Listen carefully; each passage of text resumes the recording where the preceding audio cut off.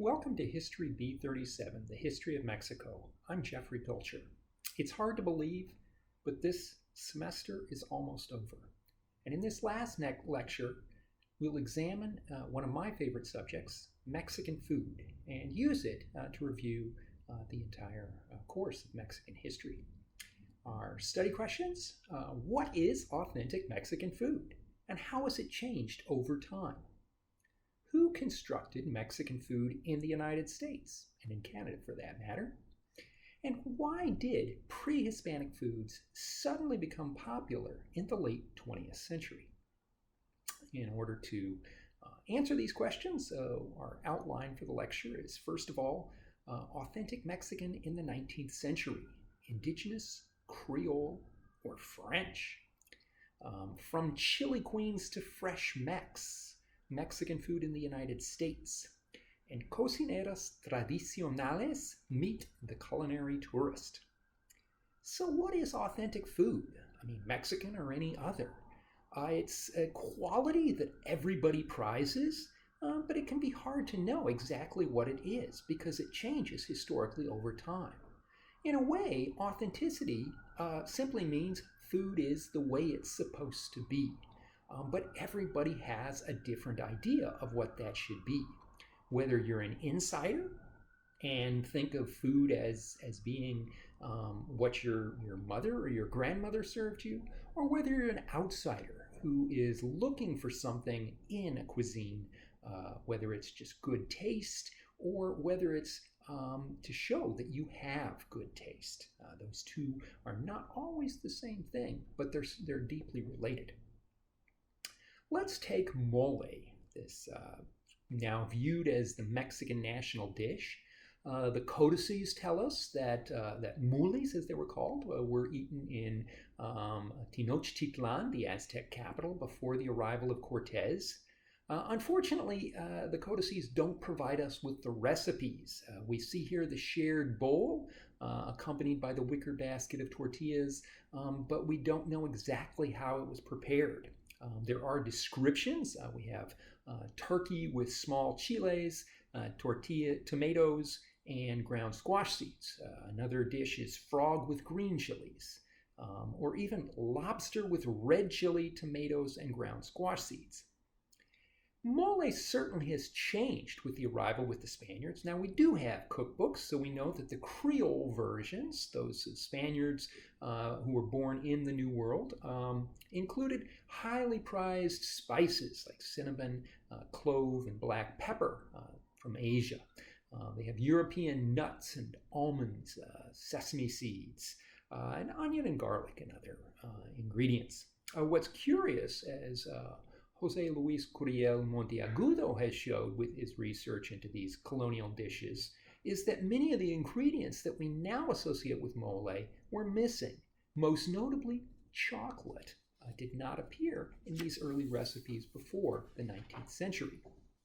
Now, by the 19th century, new imports were coming from Europe, especially French cuisine, which became all the rage, as we can see here from this picture of General Leon's banquet in 1850 or so in the provincial capital of Oaxaca. So it wasn't just Mexico City, right? People all over Mexico who want to look sophisticated are eating French food. Nationalists decried this Francophilia among the elite, and they declared, first of all, that they were inauthentic versions of French. And they certainly were. The French cooks who came to Mexico learned to adapt their cuisine to the tastes of Mexicans, what they wanted to eat, which was, first of all, a chili pepper. And so by adding these new ingredients to meet these tastes, they are in essence creating a French mole. Right? And the modernist Mexican poet Jose Juan Tablada even insisted our imitation of the French was not ridiculous and grotesque, but rather by its exaggeration. The French models were adopted, but adapted, and they have been and will be fecund in our soil. And, for modern comparisons, think of the youth rebels of the 1960s who put an indigenous patina on that international youth counterculture by calling themselves the Hibitecas. So there are three different versions of authentic Mexican food in the 19th century. Indigenous foods of the countryside, which are really looked down on as lower class, dirty, and yet they're nevertheless acknowledged by these Creole patriots as the food of Moctezuma. There's a Creole version of this colonial era, which was old-fashioned in the 19th century, but beloved for special occasions and brunches and the like. And finally, the new French cuisine, highly fashionable for public dining by the smart set, but suspect as not really Mexican. And the point here is that authenticity is always subject to debate. Meanwhile, another version of Mexican food is developing in the United States. Colonial settlers in New Mexico, Texas, California, and Colorado are planting Spanish crops like wheat, but they don't have the expensive ovens to make bread, and so they're serving it as flatbreads, basically, wheat flour tortillas.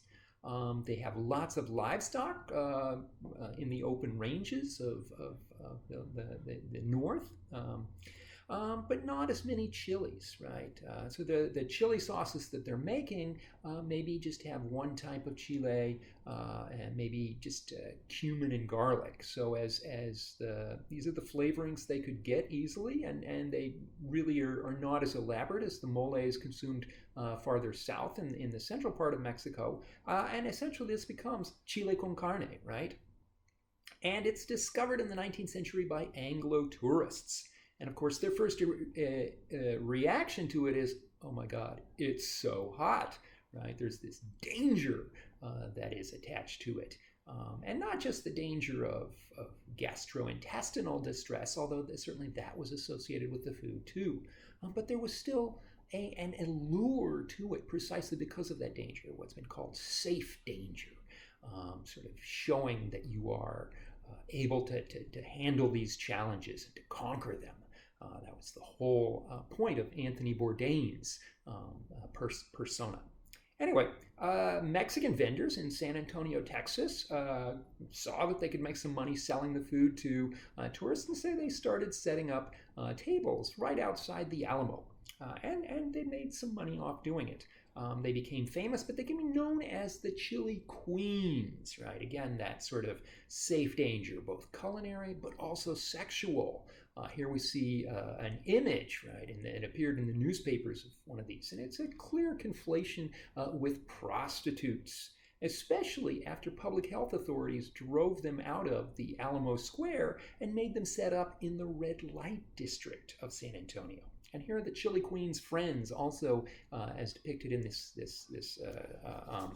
newspaper cartoon, right? The tourist in his boater hat, the African American with that stereotypical blackface image, the mobster and his jeweled tie pin, and the old crone, which is a long-standing trope in art history for the procuress, and even the name, right?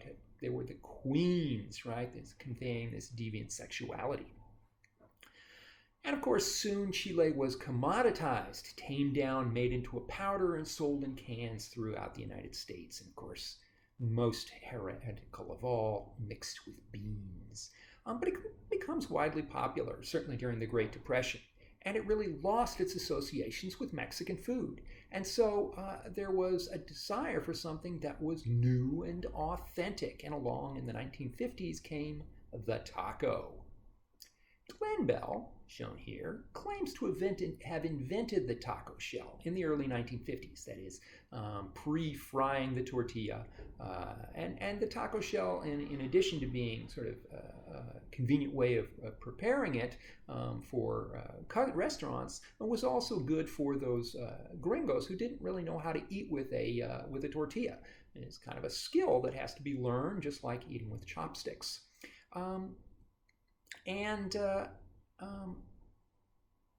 Now, we know, in fact, that Glenn Bell did not invent the taco shell because here's the original patent issued to the Mexican restaurateur Juvencio Maldonado in the 1940s, back when Glenn Bell was still boiling weenies.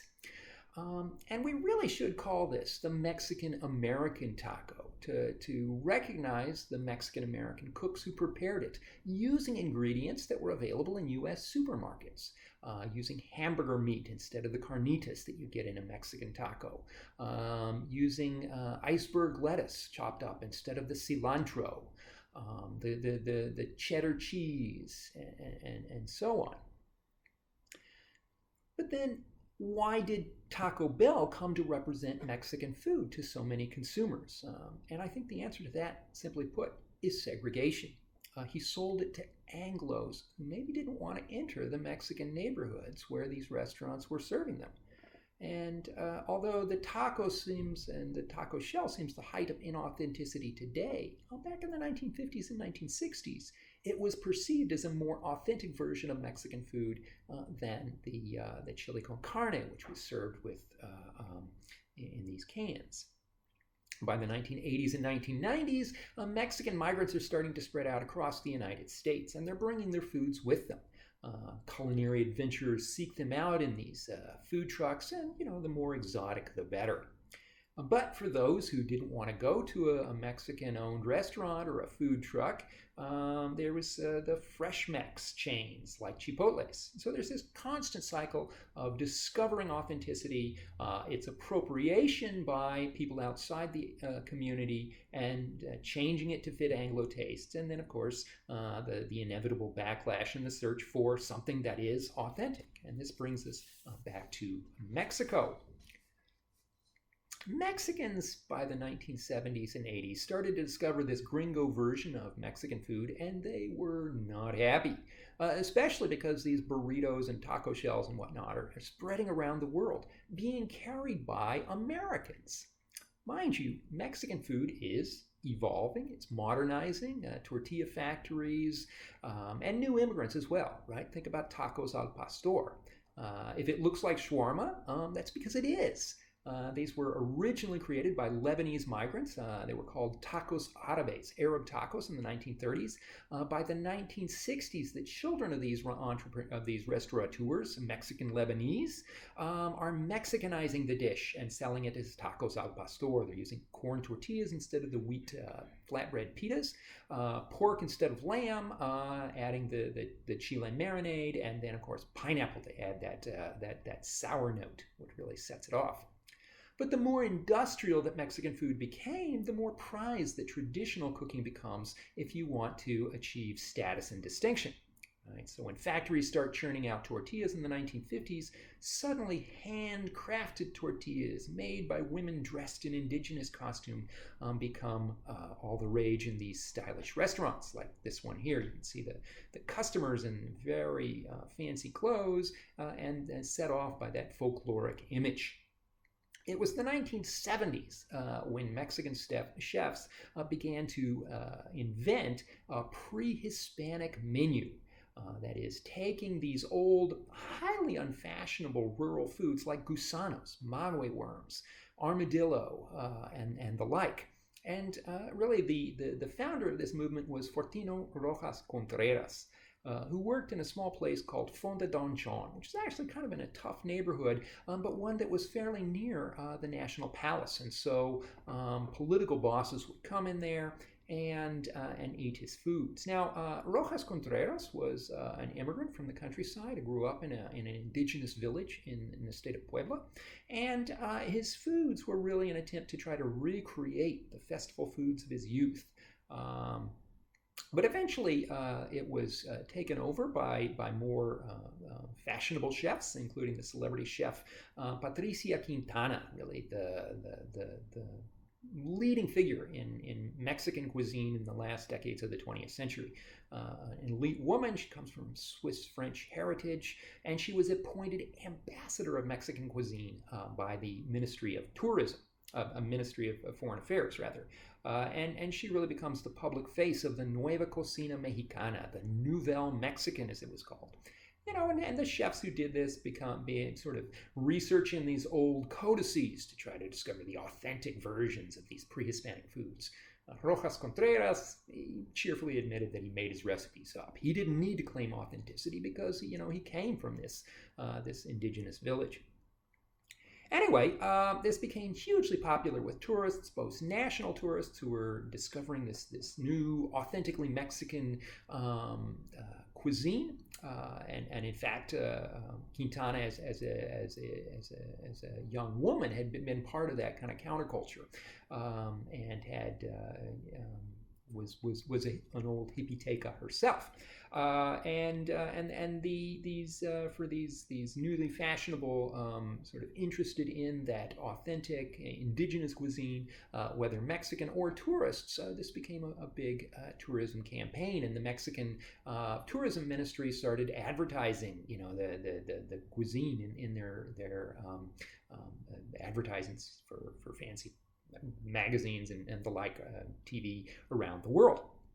And this campaign culminated with the attempt to gain certification from UNESCO, right, the United Nations Cultural Agency, of Mexican cuisine as a heritage, a patrimony of humanity. The first attempt was made in 2006, the original request was filed based on maize, right? This deeply Mexican ingredient, and one that was under threat from genetically modified corns being imported from the United States. So maize could unite all Mexicans as the quintessentially Mexican cuisine. And to sort of back up their request for certification, Mexico sent a team of celebrity chefs to Paris to present their foods to the UNESCO board that was reviewing the applications. And they also sent, in addition to these named chefs, they sent some unnamed regional cooks, right? These are indigenous women who are kind of doing the labor, and yet they don't even merit notice in the advertisements of who they were, right? And as you really get the sense of, the sort of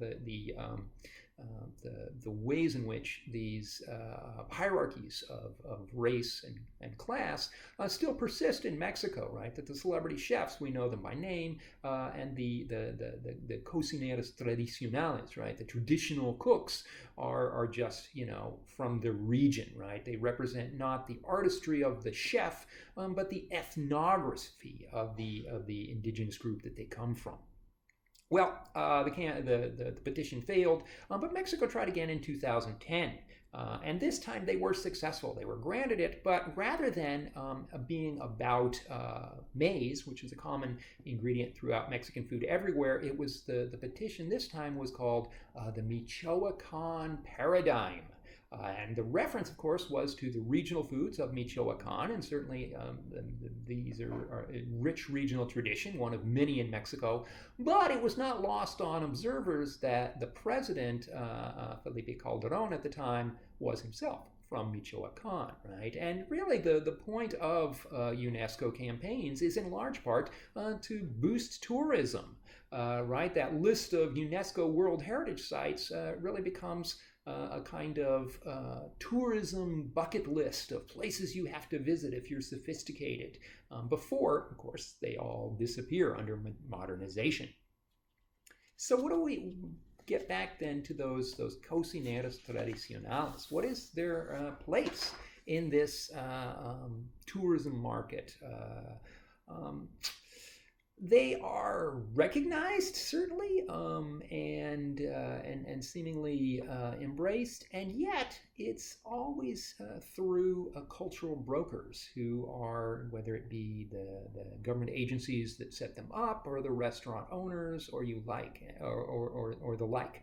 And so these cocineras tradicionales, although celebrated for women bringing bearers of tradition, they are, under the control of this kind of neoliberal management, right? They are workers in the chain. And so the class and racial hierarchies are preserved. Now, there are exceptions. I've asked you to watch a YouTube video about how to prepare mole de rancho, right? Mole from the ranch, and it's from a YouTube channel called From My Rancho to Your Kitchen. Donna Doña Adela's channel.